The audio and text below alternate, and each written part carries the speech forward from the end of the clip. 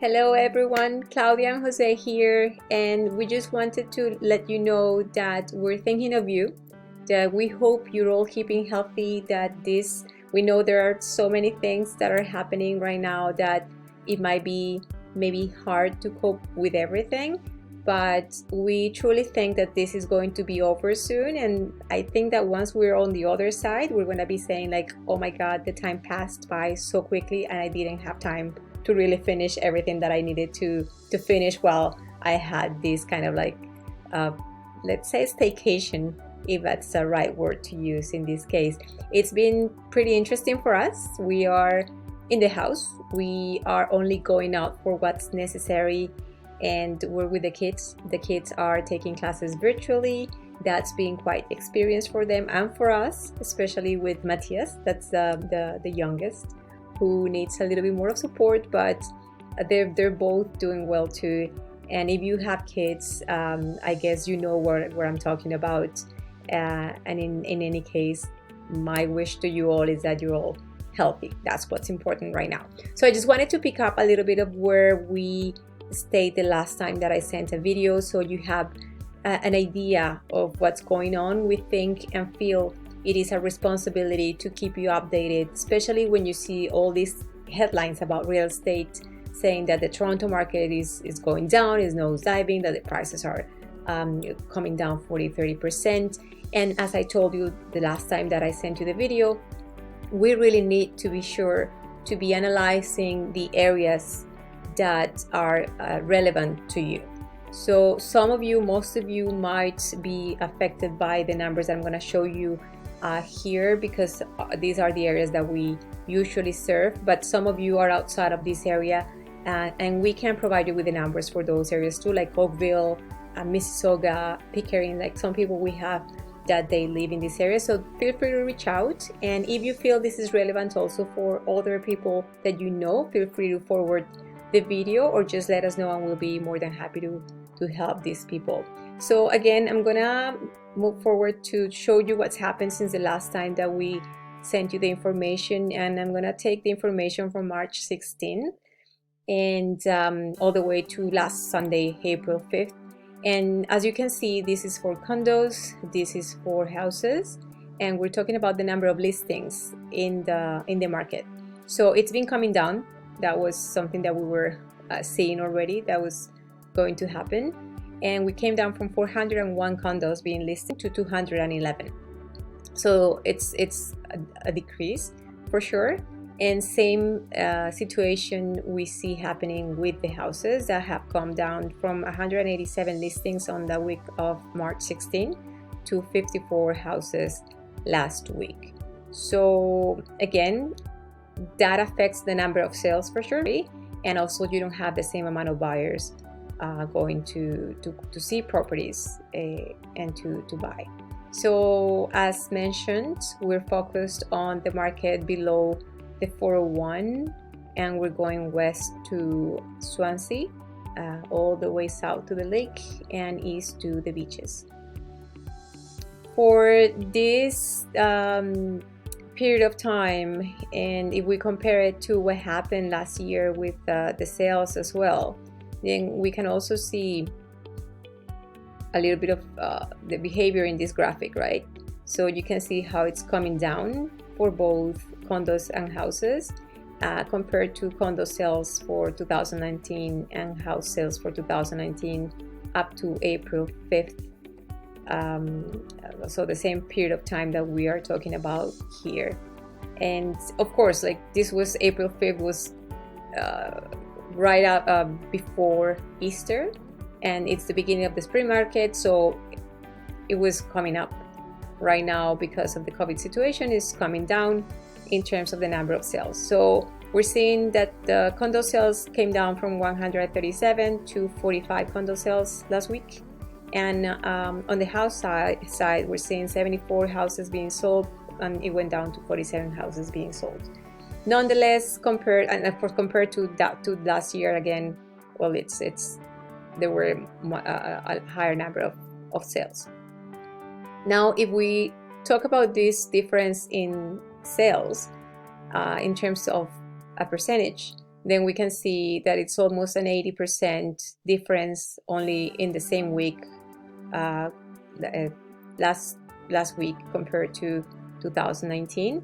But if we go to the full amount of sales of condos, we can see that last year from January 6th to April 5th, we had 1,918 condos that were sold versus this year versus 1,939 that sold last year during the same period of time. So we're experiencing a decrease of just 1% so far. And in terms of the house market, we're actually higher, still a little bit higher compared to how many sales were reported last year during the same period of time. So 950 houses sold up to April 5th this year, and we had up to the same date 917 houses last year. So it's important to note that right now those people who are selling or buying are most likely those who really need to do it. So in the seller's side, maybe that seller already bought a property and they need to sell to be able to close on that property that they bought. And on the buyer's side, let's say that they also own a property, maybe they already sold that property and now they have a closing date and they need to find something where to move to in order to be able to move forward with their lives. So it's important to keep that in mind. Then we're going to talk about a little bit about the average prices for condos and houses and what's happened since March 16 to April 5th, just because that's like the period of time where most of the restrictions came into the market and our life as a whole, again within the same area that I mentioned before. So if we look at the price of condos, we have to make a difference between bachelors, 1 bedrooms, 2 bedrooms, and 3 bedroom units. So we can see the average sale price of bachelor units inside this period or within this period of time has been $493,000, and the range or the price range is $432,000 to $550,000. If you compare that to what happened last year in 2019 within the same period of time, then you had an average of $435,000, and the range of price in which this property sold for were between $345,000 to $540,000. So right now there's still a price difference, a higher average price for bachelor units of 13%. If we go to the 1 bedroom units, same, we have $681,000 versus $599,000 last year. So it's still a 13, almost 14% difference. Same for the 2 bedroom units, there's a 17% difference, and we do see a reduction on the 3 bedroom units, the average price of the 3 bedroom units. However, it's very important that when we look at these averages, that we look also at what's been the price that they've sold for. Like for example, here we see that there's a $9 million sale that for sure it's affecting this largely. So maybe the average of properties that have sold below $5 million or $3 million will come down to maybe $900,000, $950,000 for a 2 bedroom unit, not necessarily above the $1 million mark, which will still be higher than the average last year. But that's why I mentioned that it's important for you to, when you read all these headlines and the news on the newspaper or the TV, that the numbers are really analyzed specifically to each area and type of property. But again, it's important to see these averages. So in terms of the 3 bedroom units, the condos, we do see a decrease, even though the price range is very similar. Although last year we had 24 sales of this type and this year we only had 11, right? So from those 11 sales, most of them were below the $1.5 million mark, whereas from those 24 sales last year, we had more sales, about 1.5, sorry. So that's why you also have a higher average. And in terms of the house sales, then we have that the townhouses, 2 bedroom townhouses, 3 bedroom townhouses, semis that are 2 bedroom and 3 bedrooms, and all detached. I did it like that because if we go to every little segment of the type of freehold homes, we would have to go to semi-detached that are 2 stories, semi-detached that are 3 story, detached that are 2 story, 1 story. So it's a lot of information that might be more boring to digest. But again, if you want some information about a specific type of product that's important to you for whatever reason, just let us know and I'll be happy to provide you with the information for that.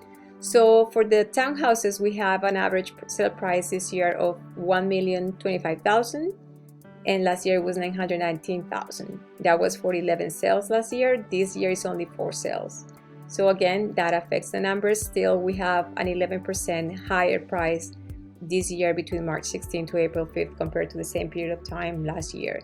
For 3-bedroom townhomes, we have $1,250,000 versus $1.2 million, more or less, so still 3% above. For semis, we have a $1,007,000 versus $1,258,000. That's a decrease of 19%, but again, you have to take a look at the price ranges here. We had a sale of $5 million last year and 12 sales. Here is 10 sales, and the highest one was for $1,350,000. So that for sure, this price here affects this average. So if we remove that one, maybe that average will come down to something very similar to what we've had so far this year between March 16 to April 5th. For the 3-bedroom semi-detached, we have a $1,314,000. Price ranges between $750,000 to $2.5 million, and last year it was $1.3 million with a sale of $4 million too. So it's very similar still. And for all detached homes, $1.6 million is the average, with a price range of $650,000 so to $4,650,000, and $1,885,000 for last year. But again, we have 98 sales this time from March 16 to April 5th, and last year we're talking about an average price for 157 houses. So for sure, there are maybe more homes that were listed above the 2.6 million, because I was looking at that list here, which affected this final average. So again, just a little bit of information for you to have, and to, when you read all this news, as I told you at the beginning, just make sure to reach out if you have questions. Don't just read and think that the sky is falling, because really maybe it's not. We still have to see where we're heading, and we most likely will be moving towards a more balanced market. We don't see a buyer's market coming specifically in the areas that I'm talking about. Maybe on the outside of outside of Toronto, we might see a little bit more of a buyer's market somehow. But I'm also seeing that many of the properties that are selling are the good properties that are in very good locations, and those who are remaining stagnant in the market, they have something that is not as appealing. So that also happens during normal market conditions. So again, keep healthy, keep well, keep us posted. If you need anything that we can help you with, not necessarily real estate, just reach out. You know that we are very open to help and to listen. So stay well. All the best from our family to yours, and we hope to see you soon. Take care. Bye.